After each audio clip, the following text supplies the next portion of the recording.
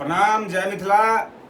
आय Mithila student union Delhi प्रदेश इकाई के द्वारा जंतर मंतर पर 1 बजे से 5 सूत्री मांग के लऽ कऽ 1 दिवसीय सांकेतिक धरना कयल जा रहल है।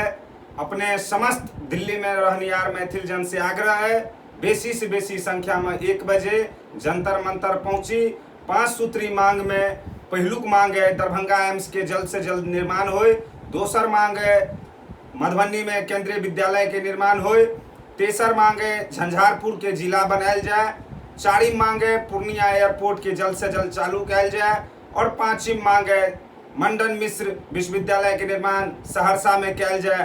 यह 5 सूत्री मांग का लौका मिथिला स्टूडेंट यूनियन दिल्ली प्रदेश इकाई के प्रदेश अध्यक्ष कौशल जी के नेतृत्व में आंदोलन 1 बजे जंतर मंतर पर हुआ जा रहा है। अपने समस्त दिल्ली में रहनिहार मैथिल जन से आग्रह बेसी से बेसी संख्या में जंतर मंतर 1 बजे पहुंचे के कृपा करी। बहुत बहुत धन्यवाद। जय मिथिला।